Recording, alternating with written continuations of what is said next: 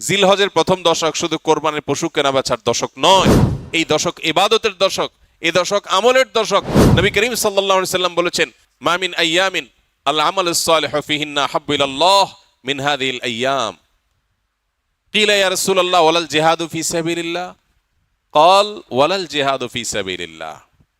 নবীজি সাল্লাল্লাহু আলাইহি সাল্লাম বলেছেন, জিলহজের এই 10 দিন, এই 10 দিন, পহেলা জিলহজ থেকে 10ই জিলহজ পর্যন্ত, এই 10টা দিন নেক আমল করলে আল্লাহর কাছে এর মর্যাদা, মাহাত্ম্য, ফজিলত এত বেশি যে অন্য কোন সময়ের অন্য কোন আমলে আল্লাহ এত খুশি হন না বা আল্লাহর কাছে এত প্রিয় না।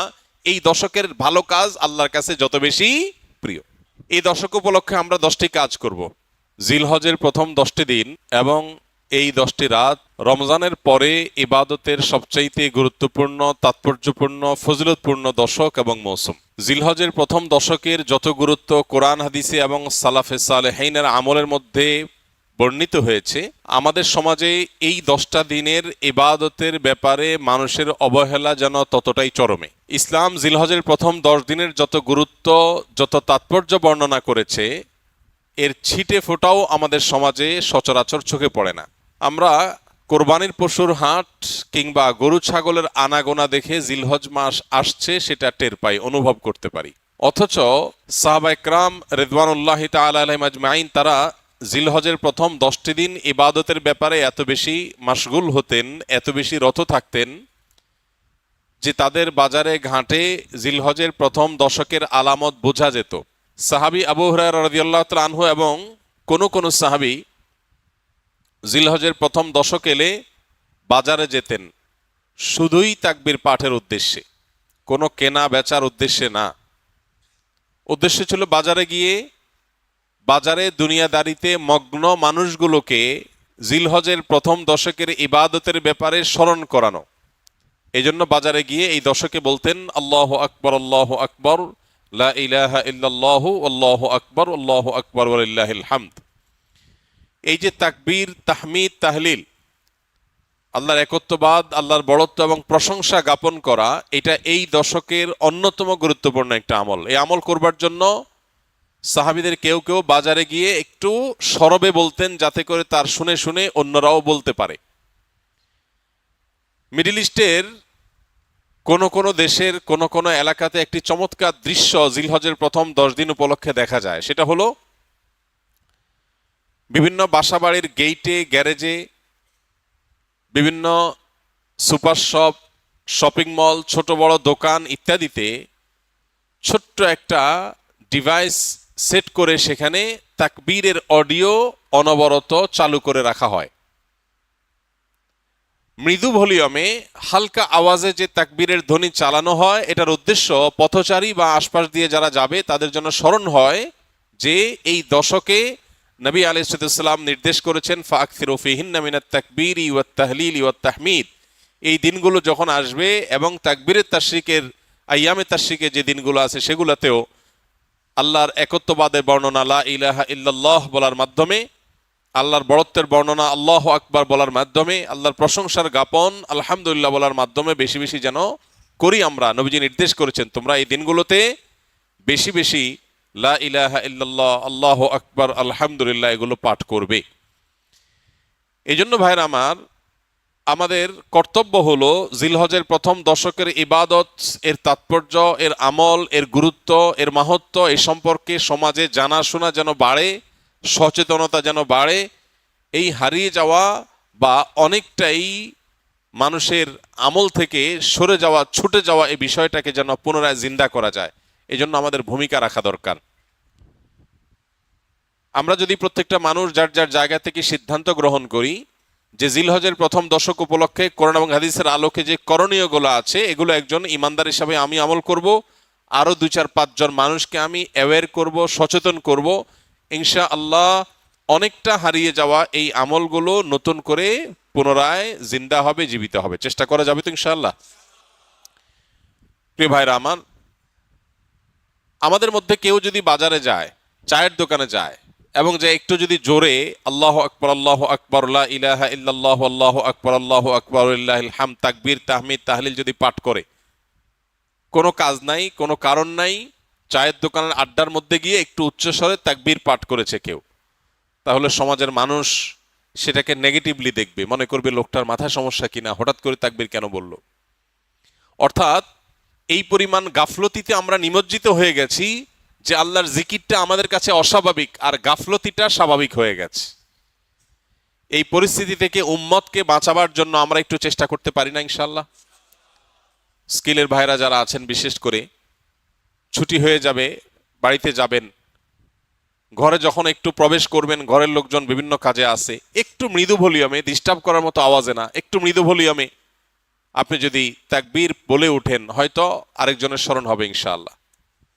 আমরা এখানেও যে কয়দিন আসি, আমরা বাহির থেকে এসে রুমে প্রবেশ করলাম বা কয়েকজনের মধ্যে প্রবেশ করলাম, তখন যদি একটু সরবে পড়ি এ উদ্দেশ্যে যাতে করে অন্যের স্মরণ হয়, তাহলে হয়তো আমলটা জিন্দা হবে। জিলহজের প্রথম দশক উপলক্ষে আমাদের সবগুলো মনিটরে ইনশাআল্লাহ এই দশকে তাকবীরের ধ্বনি উচ্চারিত হতে থাকবে মৃদু ভলিউমে, যাতে করে অন্যদের স্মরণ হয়। এই সবগুলোর উদ্দেশ্যই হলো জিলহজের প্রথম দশককে আমরা ইবাদত এবং আমলের একটা দশকে পরিণত করব ইনশাআল্লাহ। রমজান মাসে আলহামদুলিল্লাহ কম হোক বেশি হোক, ভুল হোক ভালো হোক মন্দ হোক, মিলিয়ে ঝুলিয়ে আমল করার একটা চেষ্টা আমাদের সমাজে আছে। কিন্তু জিলহজের প্রথম দশক উপলক্ষে নেক আমল বা ইবাদতের তেমন কোনো কাজ দেখা যায় না। কাজ একটাই, কোরবানির গরু ছাগল কেনা বেচা। এছাড়া এই দশকের আর কিছু চোখে পড়ে? চোখে পড়ে না। আপনারা বিভিন্ন এলাকার মানুষ আছেন, আমি আপনাদেরকে উদাত্ত আহ্বান রাখতে চাই, অনলাইনে আমাদেরকে যারা শুনছেন তাদেরকে উদাত্ত আহ্বান রাখতে চাই।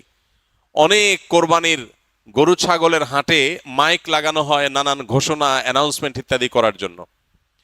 আমি লক্ষ্য করেছি খুবই দুর্ভাগ্যজনকভাবে যে কোরবানির পশু কেনা বেচার হাটের অর্থনৈতিক সুফল বিপুল পরিমাণে, আর্থসামাজিক উপকারিতা অনেক বেশি, এটাকে ঘিরে হাজার হাজার লক্ষ লক্ষ মানুষের জীবিকার ব্যবস্থা হয়। এই দেশ পশু পালনে অনেকটা স্বয়ং সম্পন্ন, পশুর গোশত যতটুকু আমাদের প্রয়োজন হয় তার জন্য স্বয়ং সম্পূর্ণতা অর্জন করেছে শুধু কোরবানির খাতিরে। সারা বছর একটা বাছুর লালন পালন করার পর বা 2 বছর লালন পালন করার পর যখন বাজারে বিক্রি করে, কেউ একজন গরিব মানুষের সংসার পালার মতো টাকা হয়ে যায়। বহু মানুষের জীবিকায় কোরবানির এই ইবাদতের মাধ্যমে আল্লাহ তাআলা ব্যবস্থা করেছেন। কোরবানির এই আমলটা যেখানে একটা ইবাদত, আল্লাহর গুরুত্বপূর্ণ একটা নির্দেশ। নবী করিম সাল্লাল্লাহু আলাইহি সাল্লাম কানা নবী সাল্লাল্লাহু আলাইহি সাল্লাম আকামা রাসূলুল্লাহ সাল্লাল্লাহু আলাইহি সাল্লাম বিল মদিনাতে 10 সিনিন ইউদাহি, নবীজি 10 বছর কোরবানি করতেন, মদিনায় অবস্থান করেছেন এবং কোরবানি করতেন। শুধু বিদায় হজের সময় তিনি হজের সফরে ছিলেন, বাকি বছরগুলোতে তিনি মদিনা থেকে প্রতি বছর কোরবানি করতেন। তো কোরবানির এই আমলটা যেহেতু একটা ইসলামিক কাজ, একটা ইবাদত, সেই ইবাদতকে ঘিরে যে হাট বা বাজার হয় সেখানকার মাইকে গান এবং বাজনা বাজানো হয়, এর চেয়ে দুর্ভাগ্যজনক বাস্তবতার কি আছে? তো আপনাদেরকে আমরা উদাত্ত আহ্বান রাখতে চাই, এইসব মাইকে বিভিন্ন অ্যানাউন্সমেন্ট করতে হয়, বিভিন্ন ঘোষণা দিতে হয়, সেটা দেওয়া হোক। পাশাপাশি বাকি সময়গুলোতে মানুষের অ্যাটেনশন গ্রো করার জন্য গান বাজনা নয়, তাকবীরের ধ্বনি উচ্চারিত হোক। আমরা ইনশাআল্লাহ দাওয়াতের নিয়তে, মাস্তানি না, কিসের নিয়তে? দাওয়াতের নিয়তে এরকম হাট বাজারগুলোতে যারা দায়িত্বশীল আছেন তাদেরকে গিয়ে যদি ফাউন্ডেশন একটা লিফলেট দেই, আর একটু হাতে পায়ে ধরে আল্লাহর ভয় দেখাই যে আপনি যে গান বাজাচ্ছেন, এই গান শুনে যত মানুষ গুনাহগার হবে, এই হারাম মিউজিকের কারণে যত মানুষ গুনাহগার হবে, আপনি দায়ী হবেন। মানুষ এসছে ইবাদতের একটা কাজের জন্য, পশু কেনার জন্য, আপনি তাকে গুনাহ করতে বাধ্য করছেন, এটা হয় না। এলাকার ওলামা একরাম যাদের প্রভাব আছে, যাদের সামাজিক অবস্থান আছে, সেরকম ভালো 2-4টা মানুষকে সাথে নিয়ে আমরা দাওয়াতের উদ্দেশ্যে বললাম। আমাদের কথা যদি কেউ আমল নাও করে, সওয়াব তো আমরা পেয়ে যাবো ইনশাআল্লাহ। চেষ্টা করা যাবে না ইনশাআল্লাহ? আমরা যদি এটা কেউ করতে পারি, পরবর্তীতে ছুটির পরে এসে বাইজিদের কাছে আপনারা রিপোর্ট করবেন কে কোন বাজারে এই আমলটা করাইতে পারছেন, পারলে ভিডিও করে রেখে দিবেন। আমি ইনশাআল্লাহ ছুটির পরে, আমি হজের সফর থেকে ফিরে আসার পরে আপনাদের মধ্যে যারা এই কাজটা করতে পারবেন আমি আলাদা করে তাদেরকে পুরস্কার দেবো ইনশাআল্লাহ।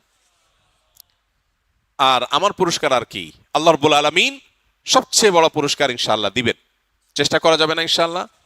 তো আমরা দাওয়াতের নিয়তে এই পরিকল্পনাটা করব যে কোরবানির পশুর হাটে গান বাজনা নয়, তাকবীর উচ্চারিত হওয়া উচিত। মানুষকে নরমের সাথে যুক্তি দিয়ে বোঝাতে হবে রাগারাগি না, মানুষের সাথে ব্যবহার খারাপ করা না, দাওয়া হতে হবে সুন্দরভাবে। চেষ্টা করা যাবে না ইনশাআল্লাহ? একটা লিফলেট নিয়ে গেলেন, কোরবানির পশুর হাটে যে জায়গায় লাগাইলে কারোর ক্ষতি হবে না, কারোর ওয়ালে পারমিশন ছাড়া লাগাইলে তিনি কষ্ট পাবেন, নিষেধ করা আছে, এরকম জায়গায় না। যেখানে লাগালে কারোর কোনো অসুবিধা হবে না এরকম জায়গায়। কোন একজন রিক্সা চালক ভাই তিনি সম্মতি দিয়েছেন তার রিক্সার পেছনে লাগাতে, তাহলে তার অনুমতি নিয়ে তার পেছনে লিফলেট লাগাই দেন, যাতে করে এটা দেখে 10 জন মানুষ আমল করে। একটা হারিয়ে যাওয়া সুন্নাহকে, একটা হারিয়ে যাওয়া বা বেশ কয়েকটা হারিয়ে যাওয়া আমলকে আমরা সমাজে পুনরায় জীবিত করার জন্য যদি কাজ করি, তাহলে আমাদের মর্যাদা আল্লাহর কাছে কত বেশি, এই বিষয়ে বহু হাদিস বর্ণিত হয়েছে। আমরা সেই মর্যাদা অর্জন করার চেষ্টা করতে পারি না ইনশাআল্লাহ? এই জন্য ভাইরা আমার, যারা এই কথাগুলো আমরা শুনছি অনলাইনে অফলাইনে, আমরা আরো কয়েকজনের কাছে পৌঁছে দিব। জিলহজের প্রথম দশক শুধু কোরবানির পশু কেনা বেচার দশক নয়, এই দশক ইবাদতের দশক, এই দশক আমলের দশক। নবী করিম সাল্লাল্লাহু আলাইহি সাল্লাম বলেছেন, মা মিন আইয়ামিন আল আমালুস সালিহু ফিহিন্না হাব্বু ইলাল্লাহ মিন হাযিহিল আইয়াম। কিলা ইয়া রাসূলুল্লাহ ওয়ালাল জিহাদু ফি সাবিলিল্লাহ? ক্বাল ওয়ালাল জিহাদু ফি সাবিলিল্লাহ। নবীজি সাল্লাল্লাহু আলাইহি সাল্লাম বলেছেন, জিলহজের এই 10 দিন, এই 10 দিন, পহেলা জিলহজ থেকে 10 জিলহজ পর্যন্ত, এই 10টা দিন নেক আমল করলে আল্লাহর কাছে এর মর্যাদা, মাহাত্ম্য, ফজিলত এত বেশি যে অন্য কোন সময়ের অন্য কোন আমলে আল্লাহ এত খুশি হন না বা আল্লাহর কাছে এত প্রিয় না। এই দশকের ভালো কাজ আল্লাহর কাছে যত বেশি প্রিয়। সাহাবীগণ জিজ্ঞাসা করলেন, হে আল্লাহর রাসূল, অন্য সময় আল্লাহর রাস্তায় জিহাদ করলে যে বিপুল ফজিলত, সেটার মর্যাদাও কি এই দিনের চাইতে বা সেটাও কি আল্লাহর কাছে বেশি প্রিয় না? নবীজি বলেছেন, না, ওয়ালাল জিহাদু ফি সাবিলিল্লাহ। অন্য সময় জিহাদ করেও আল্লাহর কাছে এই দশকে নেক আমলের সমান সওয়াব পাওয়া সম্ভব না বা আল্লাহর প্রিয় নয়। তবে অন্য সময় যদি কেউ জিহাদ করতে বের হয়ে তার জান মাল সব কোরবান করে দেয়, তার কথা ভিন্ন, তার সাথে কারো কোনো তুলনা নাই। তাহলে ভাইরা আমার, এই দশকে নেক আমলের ব্যাপারে নবী আলাইহিস সালাম এত বেশি গুরুত্ব আরোপ করেছেন, এত বেশি গুরুত্ব দিয়েছেন, আল্লাহ তাআলার কাছে সবচেয়ে বেশি প্রিয়। এই জন্য এই দশকে আমরা নেক আমল করার চেষ্টা করবো তো ইনশাআল্লাহ? এই দশক উপলক্ষে আমরা 10টি কাজ করব। নাম্বার 1, এই দশক উপলক্ষে সাধারণ যে নেকামলগুলো আছে, রুটিন যে ভালো কাজগুলো আছে, এগুলো বেশি বেশি করব। কারণ এই যে মাত্র যে হাদিসটা শুনলাম যে এই দশকের ভালো কাজ আল্লাহর কাছে সবচেয়ে বেশি প্রিয়, অতএব আল্লাহর কাছে যেহেতু সবচেয়ে বেশি প্রিয়, রমজানের পরে, রমজান তো মাস হিসাবে সবচেয়ে সেরা, দিন হিসাবে সবচেয়ে সেরা এই দশক, এই দশকের আমল যেহেতু আল্লাহর কাছে বেশি প্রিয়, অতএব এই দশকে যে কোনো ভালো কাজ, 5 ওয়াক্ত নামাজ পুরুষরা জামাতের সাথে তাকবীরুল্লাহর সাথে যতটা গুরুত্বের সাথে সম্ভব পড়ব, আর মহিলারা সময় মতো যথাসম্ভব উত্তম উপায়ে আমরা নামাজ পড়বো। এর বাইরে নফল নামাজগুলো পড়ার চেষ্টা করবো, ইশরাক তাহাজ্জুদের চেষ্টা করবো ইনশাআল্লাহ। যত নফল আমল করা যায়, ফরজ আমলগুলোর ইহতিমাম বা গুরুত্ব আরোপ করা যায় সেগুলো করব। 1, নেক আমল করা বেশি বেশি, কোরআন তেলাওয়াত, জিকির, আজকার সবগুলো। নাম্বার 2, যত রকম গুনাহ এবং পাপের কাজ আছে এগুলো সারা বছরই নিষিদ্ধ, হারাম। হারাম তো সারা বছরই হারাম। যে আমল, যে কাজ গুনাহ, সেটা সারা বছর করাটাই গুনাহ, কিন্তু এই দশকে করাটা বিশেষভাবে নিষিদ্ধ এবং এই দশকে করাটা বিশেষভাবে জঘন্য। কারণ যে দশকে আল্লাহর কাছে নেকামল করা প্রিয়, সে দশকে আপনি বদামল করলেন, সেটা আরো জঘন্য হবে না? তো এই জন্য এমনিতেই সম্মানিত 4 মাস সম্পর্কে আল্লাহ রাব্বুল আলামিন বলেছেন, ফালা তাজলিমু ফিহিন্না আনফুসাকুম। এই দশক, এই মাসগুলোতে তোমরা নিজেদের প্রতি অবিচার করো না। এই জন্য জিলহজের প্রথম দশক সম্মানিত 10 মাস, 4 মাসেরও অংশ, আবার মর্যাদাপূর্ণ দশক, আল্লাহর কাছে সবচেয়ে প্রিয় নেক আমলের জন্য। অতএব সেই দশকে আমরা গুনাহ থেকে, পাপের কাজ থেকে বেঁচে থাকার ব্যাপারে বিশেষভাবে যত্নশীল থাকবো ইনশাআল্লাহ। যে যে আমলে, যে যে বদামলের সাথে আমরা জড়িত, যে যে গুনাহের সাথে জড়িত, এই দশকে সেটাতে বেঁচে থাকার চেষ্টা করব। মোবাইলে, সোশ্যাল মিডিয়াতে, ফেসবুকে, হোয়াটসঅ্যাপে, ইউটিউবে কোনো হারাম জিনিস দেখবো না, শুনবো না এবং হারাম কাজ করবো না ইনশাআল্লাহ। নাম্বার 3, বেশি বেশি আল্লাহর জিকির করা। কারণ আল্লাহ তাআলা সূরা হজের 28 নম্বর আয়াতে এই নির্দিষ্ট দিনগুলোতে আল্লাহ বেশি বেশি জিকির করতে নির্দেশ করেছেন। অতএব বেশি বেশি আল্লাহর জিকির, যত রকমের আল্লাহ জিকির হতে পারে, মুখের জিকির, অন্তরের জিকির, এই জিকিরগুলো বেশি বেশি করবো ইনশাআল্লাহ। নাম্বার 4, যাদের হজের তৌফিক হয়েছে তারা এই দশকে হজ করবেন, হজ শুরু করবেন 8 তারিখে।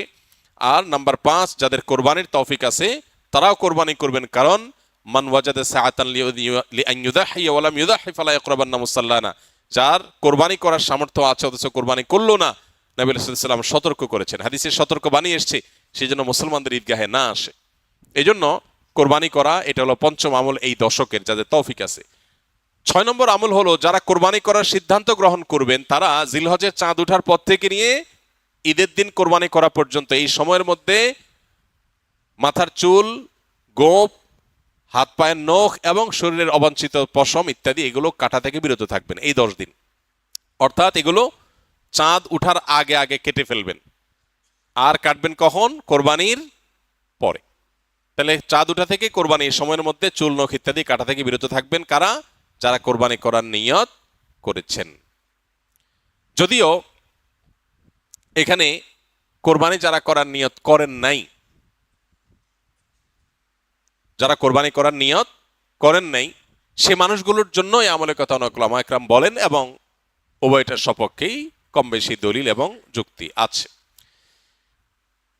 7 নম্বর আমল হলো বেশি বেশি তাকবীর, তাহমিদ, তাহলিল পড়া, যেটা মাত্র বললাম। উঠতে বসতে চলতে ফিরতে, বাজারে ঘাটে, ঘর বাড়িতে, সব জায়গাতে আল্লাহু আকবার, আল্লাহু আকবার, লা ইলাহা ইল্লাল্লাহ, আল্লাহু আকবার, আল্লাহু আকবার, ওয়ালিল্লাহিল হামদ বেশি বেশি উচ্চারণ করা। আমরা মোবাইলের ওই যে কল করলে যে বাজে, যে কি বলে ওইটাকে, রিংটোন না, ওয়েলকাম টিউন। ওয়েলকাম টিউন হিসাবে তাকবীর কিভাবে সেট করা যায় সেটার জন্য আমরা প্ল্যান করতে পারি, প্রোগ্রাম করতে পারি। আর কতভাবে মানুষকে স্মরণ করানো যায় হালাল উপায়ে, বৈধ উপায়ে, সেটা আমরা চেষ্টা করতে পারি। তাহলে 7 নম্বর আমল হলো বেশি বেশি তাকবীর, তাহমিদ, তাহলিল পাঠ করা। এটা এই 10 দিন ধরে রাত দিন কোনো সংখ্যা ছাড়া যার যতটুকু তৌফিক হয়। 8 নম্বর আমল হলো এই তাকবীরটাই আইয়ামে তাশরিকে অর্থাৎ জিলহজের 9 তারিখ বাদ ফজর থেকে নিয়ে জিলহজের 13 তারিখ আসর পর্যন্ত প্রত্যেক নামাজের পরে একবার করে পাঠ করা, নারী পুরুষ সবাই। এটা আবশ্যক, সবাইকে করতে হবে প্রত্যেক নামাজের পরে একবার করে। এটা হলো তাকবীরে মুকাইয়াদ বলে, নির্দিষ্ট তাকবীর এই দিনগুলোতে এই নামাজের পরে। আর প্রথমটা বললাম 7 নম্বর আমলটা হলো সাধারণ তাকবীর, তাকবীরে মুতলাক, অর্থাৎ এই দশক জুড়েই সবসময় বেশি বেশি তাকবীর পাঠ করা। তাহলে 8টা আমল পেয়ে গেলাম। 9 নম্বর আমল হলো জিলহজের 9 তারিখে রোজা রাখা। যারা আরাফায় যেতে পারেন নাই, বিশ্বজুড়ে যে মুসলমানরা আছেন তারা এই দিন রোজা রাখবেন। এই দিনে রোজা রাখলে কি লাভ হবে? নবী আলাইহিস সালাম বলেছেন, আহতাসিবু আল্লাহি আন ইউকাফিরাস সানাতাল্লাতী ক্বাবলাহু ওয়াল্লাতী বা'দাহু। অর্থাৎ জিলহজের 9 তারিখে আরাফাত দিনে রোজা রাখলে কেউ তার 1 বছর আগের আর বেঁচে থাকলে অগ্রিম 1 বছর পরের গুনাহ আল্লাহ মাফ করে দিবেন। অর্থাৎ সগীরা গুনাহগুলো আল্লাহ তাআলা মাফ করে দিবেন। এজন্য এই আমলটা করার চেষ্টা করা। শুধু জিলহজের 9 তারিখই নয়, অনেক উলামা ইকরাম জিলহজের 1 থেকে 9 পর্যন্ত এই সবগুলো দিনকে রোজা রাখাটাকে মুস্তাহাব বলেছেন। আর 10 নম্বর আমল হলো ঈদের দিনে যে সুন্নাহগুলো আছে সেগুলো পালন করা। অতএব জিলহজের এই দশককে আমল এবং ইবাদত দিয়ে সাজাবার চেষ্টা করব তো আমরা ইনশাআল্লাহ। বেশি বেশি তাকবীর, তাহলিল, তাহমিদ নিজেরা পড়বো, অন্যদেরকে উদ্বুদ্ধ করব, চেষ্টা করা যাবে না ইনশাআল্লাহ। আল্লাহ রাব্বুল আলামিন আপনাকে আমাকে আমাদের সবাইকে আমলের তৌফিক দান করুন। আরাফার দিনে বিশেষ আমল সমূহ জানতে চাই। আরাফার দিনে একদিকে হাজী সাহেবদের জন্য আমল, আরেকটা হলো যারা আরাফার ময়দানে নাই তাদের জন্য আমল। যারা হাজী সাহেবরা আরাফার ময়দানে অবস্থান করছেন তাদের জন্য ওই দিনের সবচেয়ে শ্রেষ্ঠ আমল হলো লা ইলাহা ইল্লাল্লাহু ওয়াহদাহু লা শারীকা লাহু লাহুল মুলকু ওয়া লাহুল হামদ ওয়া হুয়া আলা কুল্লি শাইইন কাদির। এটা মহব্বতের সাথে অর্থ বুঝে ধীরে ধীরে বারবার করে পড়তে থাকা, এটা হলো সবচেয়ে বেশি প্রয়োজনীয় কাজ। কেন? কারণ নবী করিম সাল্লাল্লাহু আলাইহি সাল্লাম বলেছেন যে খায়রুদ দুআ দুআউ ইয়াউমি আরাফা, আরাফাত দিনের দোয়া হলো শ্রেষ্ঠ দোয়া। ওয়া খায়রু মা কুলতু আনা ওয়ান নাবিয়্যুনা মিন ক্বাবলি, নবীজি বলেছেন আমি আর আমার পূর্বের যত নবী রাসূল এসেছেন সবাই যত দোয়া আল্লাহর কাছে করেছে এর মধ্যে সবচেয়ে উত্তম হলো এটা, লা ইলাহা ইল্লাল্লাহু ওয়াহদাহু লা শারীকা লাহু লাহুল মুলকু ওয়া লাহুল হামদু ওয়া হুয়া আলা কুল্লি শাইইন কাদির। আল্লাহ ছাড়া সত্যিকার কোনো মাবুদ নাই। লা ইলাহা ইল্লাল্লাহ ওয়াহদাহু লা শারীকা লাহু, তিনি একক এবং তার কোনো শরীক নাই। লাহুল মুলক ওয়া লাহুল হামদ, রাজত্ব এবং প্রশংসার অধিকারী একমাত্র তিনি। ওয়া হুয়া আলা কুল্লি শাইইন কাদির, তিনি সব কিছু করতে সক্ষম। বাহ্যিক দৃষ্টিকোণ থেকে এই বাক্যগুলোর মধ্যে কোনো প্রার্থনা নাই, তাহলে এগুলোকে দোয়া বলা হচ্ছে কেন? সেটা নিয়ে অনেক আলাপ আছে এবং মুহাদ্দিসিনে কেরাম একমত যে এইগুলো দোয়া। এখানে আল্লাহ রাব্বুল আলামিনের কাছে পরোক্ষভাবে নিজের চাওয়াকে পেশ করা হচ্ছে, আল্লাহর শক্তিমত্তার কথা জাহির করে আল্লাহর কাছে নিজের সবকিছুই নিবেদন করা হচ্ছে পরোক্ষভাবে, এটাও দোয়াই। তো এটা হলো আরাফার ময়দানে যারা হাজির অবস্থান করবেন তারা সবচেয়ে বেশি পড়বেন। অনেক উলামা ইকরাম অবশ্য বলেন যে এই দোয়া অর্থাৎ লা ইলাহা ইল্লাল্লাহু ওয়াহদাহু লা শারীকা লাহু লাহুল মুলকু ওয়া লাহুল হামদু ওয়া আলা কুল্লি শাইইন কাদির, আরাফার দিনে, আরাফার বাইরে যারা পৃথিবীর বিভিন্ন প্রান্তে গায়রে হাজি যারা আছি তারাও পড়তে পারেন, বরং আরাফার দিনে তাদের এটা পড়া উচিত এবং এ ব্যাপারে অনেকে রেকমেন্ড করেন। তাহলে একটা করে নিয়ে পেলাম লা ইলাহা ইল্লাল্লাহু ওয়াহদাহু লা শারীকা লাহু, এটা পড়া। এবং আরাফাতের দোয়াকে সবচেয়ে শ্রেষ্ঠ দোয়া বলা হয়েছে। এই জন্য হাজী সাহেবরা বিশেষ করে যারা সেখানে অবস্থান করছেন, ওই দিন একেবারে সূর্য ডুবা পর্যন্ত, জোহর থেকে নিয়ে সূর্য ডুবা পর্যন্ত পুরা সময়টা দোয়ার ভিতরে ডুবে থাকা, এটা হলো সবচেয়ে বড় কাজ। আর যারা আরাফায় নাই, আরাফার বাইরে আছে, যারা হজে যাচ্ছেন না, তারা আরাফার দিনটাতে তারা রোজা রাখবেন। আরাফার দিনের রোজা নিয়ে আমাদের দেশে প্রতি বছরই গন্ডগোল বা মত পার্থক্য দেখা দেয়, কোন দিন রোজা রাখবো। এটা কি হাজিরা অবস্থান করছে ওই দিন, নাকি আমি যে দেশে আছি সেই দেশে যখন জিলহজের 9 তারিখ হবে? তো এটা নিয়ে উভয় পক্ষেই দলিল আছে, যুক্তি আছে, দুই মতেরই সপক্ষে আলেমদের বক্তব্য আছে। সেক্ষেত্রে তুলনামূলকভাবে আমি যে দেশে আছি সেই দেশে জিলহজের 9 তারিখটা হলে সেটাকে আরাফার দিন হিসাবে, আরাফার দিন যদিও বাহ্যিকভাবে মনে হয় যে আরাফার ময়দানের সাথে সংশ্লিষ্ট, কিন্তু আসলে এই যে দিনগুলা ইয়াউমুত তারবিয়া, ইয়াউমে আরাফা, ইয়াউমুন নাহার, ইয়াউমুত তারবিয়া বলা হয় জিলহজের 8 তারিখকে, ইয়াউমুল আরাফা বলা হয় জিলহজের 9 তারিখকে, ইয়াউমুন নাহার বলা হয় জিলহজের 10 তারিখকে।